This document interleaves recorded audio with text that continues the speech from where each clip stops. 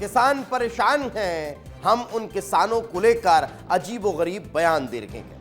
अब जरा मध्य प्रदेश के 2 मंत्रियों के 2 दिन में 2 बेतुके बयान की जानकारी आपको दे देता हूं। अभी मैंने सिर्फ आपको प्रतिमा बागरी की एक बयान और फिर उस बयान के साथ सफाई सुनाई, लेकिन दूसरा जो बयान उन्होंने कल दिया था, जिसमें यह चर्चा शुरू हुई थी कि आखिर कैसे एक जनप्रतिनिधि इस तरह गैर जिम्मेदाराना रवैया अपनाकर बयानबाजी कर सकता है। तो दूसरे माननीय मंत्री जी, जिन्होंने न जाने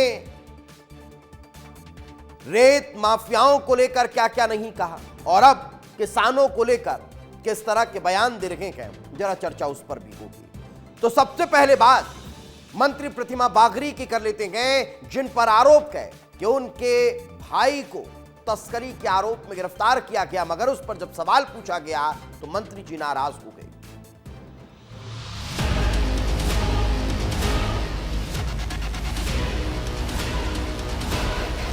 आपके भाई पकड़े हैं गांजा तस्करी में, क्या कहेंगे? जबरदस्ती की बात क्यों करते हो तुम लोग? मध्य प्रदेश की मंत्री प्रतिभा बागरी के भाई गांजा तस्करी में पकड़ाए हैं। कहीं न कहीं राज्य मंत्री जी का संरक्षण इन्हें प्राप्त है। जो गलत करेगा उसको सज़ा मिलेगी, हमारे सरकार की खासियत है। जिस तरह मीडिया अपने आप से रिश्तेदार बना लेता है, मेरा अनुरोध है कि पहले आप उसकी पुष्टि कर लें। तो सुना आपने, पहले चोरी ऊपर से सीना जोरी। गलती किसी और ने की और उसकी सजा मीडिया भुगते। क्यों? क्योंकि साहब मीडिया तो रिश्ते बना देता है, हम नहीं बनाते हैं। जो सच्चाई निकलकर सामने आती है उसे उसी तरह परोस देते हैं, तब जाकर चर्चा पूरे प्रदेश में और देश में शुरू हो जाती है। आखिर उस पर सफाई कैसे दी जानी चाहिए थी, वो ना देकर उल्टा मीडिया को दोषित बता देना, यह भी सवाल खड़ी करता है। तो भाई के आरोप पर मंत्री प्रतिमा बागरी ने अपनी सफाई भी पेश कर दी है। खजुराहो में कैबिनेट बैठक से पहले ही प्रतिमा बागरी सफाई पेश करती हुई नजर आई है। कहा कानून अपना काम करेगा। गांजा तस्करी के आरोप में भाई को गिरफ्तार किया गया है और यही कारण है कि अब इस पर जब कल विस्तार न्यूज ने सवाल पूछा तो कहा जबरदस्ती की बात क्यों करते हो? आप उनके चेहरे के हाव भाव को देखिए, आप उनकी बॉडी लैंग्वेज को देखिए, आप उनकी प्रतिक्रिया को सुनिए और समझिए कि क्या कल और आज 2 दिन के बयानों में कोई अंतर नजर नहीं आता?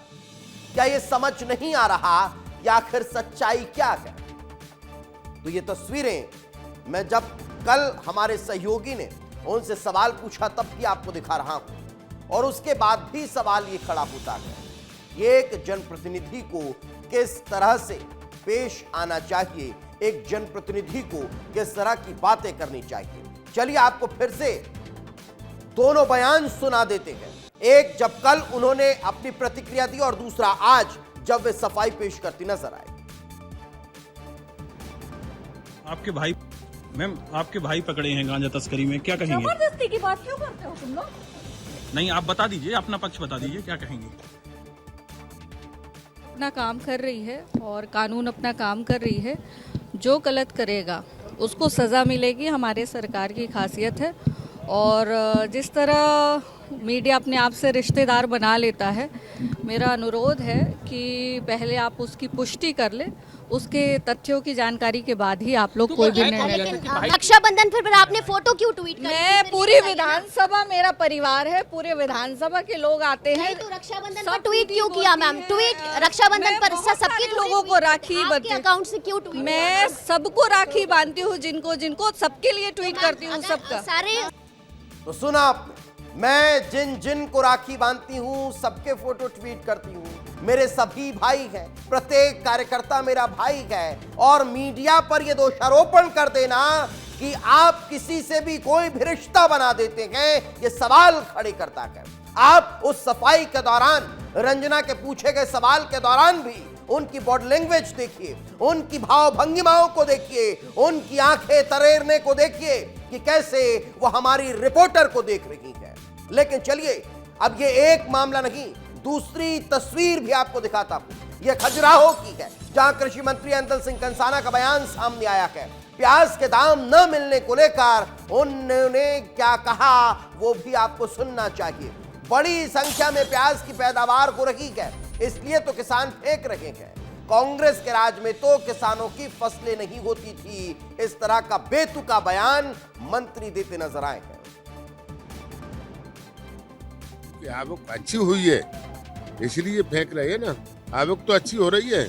और कांग्रेस के राज में तो प्याज होती नहीं थी, पानी मिलता नहीं था, प्याज नहीं होती थी, प्याज का कोई फसल नहीं होती थी, पानी नहीं था, बिजली नहीं थी, सड़क नहीं थी, सारी बातें थी ही नहीं। आज सब चीज हैं, इसलिए हमारा मध्य प्रदेश, चाहे वो खाद का मसला हो और इसकी आवक बढ़ी है। वाह मंत्री जी वाह, अच्छी पैदावार हो रही है तो किसान फेंक रहे हैं। तो क्या फेंकने के लिए पैदावार बढ़वाई गई है या अपने आंकड़े बताने और बढ़ाने के लिए पैदावार बढ़वाई गई है? किस लिए किसानों की पैदावार बढ़वाई है? और क्या किसानों की मेहनत का कुछ नहीं, उनकी लगाई हुई लागत का कुछ नहीं?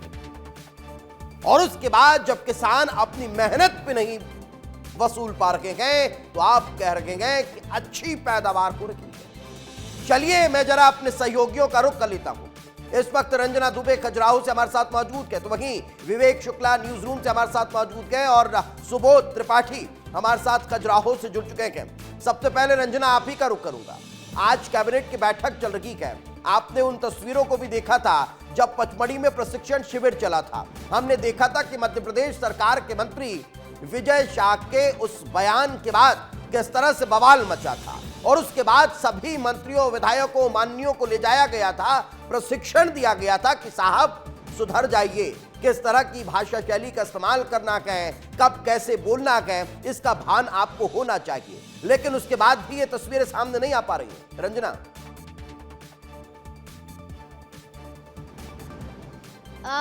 देखिए दीपेश, बहुत सारी चीज़ें ऐसी हैं जो ये बताती हैं कि किस तरीके से जो किसान हैं वो परेशान हैं। और जब खुद विस्तार न्यूज़ ने कृषि मंत्री से सवाल किया तो उनके भीतर कहीं ना कहीं वो संवेदनशीलता है नज़र नहीं आई कि इस बात को लेकर कि किसान किस तरीके से परेशान हैं, जो उनकी मेहनत की, खून पसीने की कमाई है, जो कि वो इतनी मेहनत करके खेतों से फसल निकालते, लेकिन हर साल इस तरह की तस्वीरें हम देखते हैं, चाहे वो टमाटर की बात हो या फिर प्याज की बात हो। और अभी जिस तरीके से किसान परेशान है, अब देखिए कि किस तरीके से उन्होंने अपने कलेजे पर पत्थर रखा होगा और फिर अपनी इतनी मेहनत की कमाई को, जो कि उन्होंने कड़ी धूप में मेहनत करके पैदावार की है, और उसको लेकर आप देखिए कृषि मंत्री कह रहे हैं कि फिलहाल तो ये मेरे विभाग का है नहीं, हॉर्टिकल्चर का है। लेकिन दूसरी बात यह है कि इस बात को लेकर भी वो खुश नजर आ रहे हैं और अपनी पीठ थपथपा रहे हैं कि चलो ये तो अच्छी बात है कि सड़कों पर प्याज फैलती हुई नजर आ रही है। और ये इस बात का संदेश है, इस बात का संकेत है कि मध्य प्रदेश में पैदावार बंटवा दिया जाना चाहिए। जिन लोगों के पास पैसा नहीं है, जो नहीं खरीद पाते हैं, कम से कम उन्हें खरीद कर उन्हें सौंपा जाना चाहिए।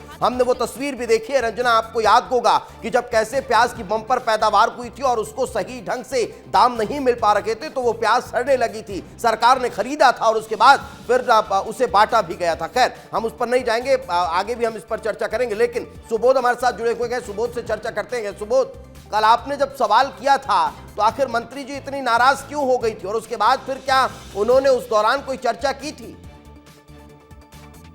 देखिए, आपको बता दें दीपेश कि ये जो कल कैबिनेट की बैठक चूंकि आज होनी थी तो मंत्रियों से 1-to-1 चल रहा था। उसी दौरान वो कन्वेंशन हॉल में थी और मुख्यमंत्री प्रेस को संबोधित कर रहे थे और उसी दौरान उन्होंने वो मौका देखा जिसमें वो भाग निकलना चाह रही थी कि मीडिया से रूबरू ना हो। लेकिन विस्तार न्यूज की नजर उन पर थी और जैसे ही वो कन्वेंशन सेंटर से बाहर निकल रही थी तभी गेट पर ही विस्तार न्यूज ने उनसे पूछ लिया कि मंत्री जी, आपके भाई जो गांजा तस्करी में पकड़े हैं उस पर आपका क्या कहना है। तो वो झल्लाती हुई नजर आई। उन्होंने मीडिया पर ही सीधा तीखी, यानी कहा जाए कि तीखी प्रतिक्रिया दी है। यदि वो इतना झल्ला रही थी, यदि उनके रिश्ते नहीं थे तो उनको उसी वक्त कह देना था कि हमारे रिश्ते नहीं है। चूंकि रिश्ते होते हैं तभी तो ये उनकी झल्लाहट सामने देखने को मिली है और मंत्री जी झल्लाती हुई, दौड़ती हुई नजर आई। तो निश्चित तौर पर जो मंत्री हैं वो के रिश्ते, जो भाई पकड़ा है तो भाई पकड़ा है तो स्वीकार करना चाहिए उनको। बिल्कुल, ये बड़ी बात है कि अगर आप एक जनप्रतिनिधि हैं तो जनप्रतिनिधि होने के नाते आपको उसी तरह की प्रतिक्रियाएं देनी चाहिए। विवेक शुक्ला हमारे साथ जुड़े हुए हैं। विवेक, एक बड़ा सवाल खड़ा होता है, ये वही प्याज है जिसने न जाने केंद्र सरकारों को हिलाकर रख दिया था, ये वही प्याज है जिसने अटल जी की सरकार गिरवा दी थी और उसी प्याज के चलते अगर मंत्रियों के बयान गिर जाएं, उनकी भाषा शैली गिरने लगे, तो फिर सवाल खड़े होते हैं। और इसलिए कहा जाता है दीपेश कि जाके पाँव ना फटे बिवाई, वो क्या जाने पीर पर आई। मंत्री जी को नहीं फर्क पड़ता इससे कि आज 40 पैसे 1 किलो के दाम पर अगर प्याज बेचने के लिए किसान मजबूर है, तो गुणा गणित लगा लीजिए कि 40 रुपए कुंटल के हिसाब से अगर कोई प्याज बेचेगा तो उसको क्या मिलेगा, क्या खाएगा और क्या अपने बच्चों को खिलाएगा। मंत्री जी शायद इस बात से एहसास नहीं रखते हैं कि जिन किसानों की पैदावार को बढ़ाने के लिए कृषि कमर्ण अवार्ड मध्य प्रदेश हासिल करता रहा है, लेकिन उन्हीं किसानों को अगर बाजार नहीं मिलेगा तो फिर किसान क्या करेंगे। इससे अच्छा तो है कि बगैर बोए अपनी फसल को सूखा ही छोड़ दें। लेकिन विवेक, हम सिर्फ एक बयान पर चर्चा न कर करके अगर हम पचमढ़ी में दिए गए प्रशिक्षण शिविर के आधार पर इन माननीयों के बयान पर चर्चा करें, तो जरा उसको कैसे एक्सप्लेन किया जा सकता है, उसे कैसे समझा जा सकता है कि इतना बड़ा एक रोड मैप तैयार किया गया, पचमढ़ी ले जाया गया, वहां बताया गया कि हमें किस तरह की भाषा शैली का इस्तेमाल करना है, कब कहां किस तरह से बोलना है, मीडिया के सवालों का कैसे जवाब देना है। लेकिन उसके बाद भी अगर इस तरह की तस्वीरें निकलकर सामने आएंगी तो सोचना तो पड़ेगा कि आखिर क्या उन प्रशिक्षण शिविर से सीख नहीं मिल पा रही है। देखिए दीपेश, दूसरों के मामले में बोलना बहुत आसान होता है, लेकिन जब अपने ऊपर सवाल उठते हैं, उंगली उठती है, चैनल आईडी की उठती हैं और सवाल पूछे जाते हैं कि आपने ऐसा क्यों कहा, क्यों किया और क्या इसका मतलब है, तो फिर ये आचरण, ये शिष्टाचार, ये जो बैठकों में जो सिखाया जाता है पाठ, ये सब भुला दिया जाता है। और यही हुआ। प्रतिमा बागरी अपने उस भाई के साथ संबंध मानने से इनकार कर रही हैं जिनके साथ उन्होंने राखी बंधवाई। भाई भाई है, अगर उसने गलत किया है, उसके घर से 48 किलो गांजा मिला है, कानून अपना काम कर रहा है, ये बात ठीक है, लेकिन मीडिया पर ये दोष दे देना कि मीडिया ने जबरदस्ती भाई बनाया तो ये गलत है। 9 अगस्त की फोटो है, उनके साथ रक्षाबंधन का त्योहार मना रही हैं, और अगर वो भाई है, गलत है तो गलत कहिए, बजाय मीडिया पर आरोप लगाने के। मंत्री जी किसानों को प्याज का बाजार नहीं दे पा रहे हैं तो गलत है, तो उसको गलत कहिए कि हम फेल हो गए हैं कि किसानों को उनकी फसल के रेट हम नहीं दिलवा पा रहे हैं, बजाय इसके कांग्रेस की सरकार पर निशाना साधकर अपनी थपथपाना कि भाई हमने अच्छी बिजली पानी सड़क दे दी इसलिए पैदावार बढ़ रही है। तो माफ कीजिएगा मंत्री जी, ये आचरण सुधारिए, भाषा शैली सुधारिए, दर्द को समझने की कोशिश करिए। समाज के आप आईना होते हैं, आपको लोग अनुसरण करते हैं, लोग आपको जानते हैं, पहचानते हैं। जब आप लोगों के घर पहुंचते हैं तो पूरी शक्ति के साथ आपका स्वागत करते हैं इस उम्मीद से कि मंत्री जी घर आए हैं, तो फिर आप ऐसा आचरण भी रखना पड़ेगा। और सवाल ये भी खड़ा होता है कि भाई आखिर इस तरह के आचरण क्यों, और अगर पैदावार बढ़ भी रही है तो फिर उसकी प्रॉपर प्लानिंग होनी चाहिए, उसके लिए प्रॉपर रोड मैप तैयार होना चाहिए कि जब किसानों की इतनी पैदावार होगी तो उस फसल का हमें किस तरह से इस्तेमाल करना है, उसे कैसे हमें खपाना है, उसका कैसे हमें यूटिलाइज करना है, तो वो नजर आता नहीं है। खैर मैं लौट रहा हूं, लेकिन रंजना से एक क्विक कमेंट लेना चाहूंगा। रंजना, सवाल ये खड़ा होता है कि सफाई जब आज पेश की गई, उस सफाई के दौरान भी नाराजगी आपके सवाल पर प्रतिमा बागरी की नजर आई थी, आपको तो आंखें तरेड़ते हुए देख रही थी वो।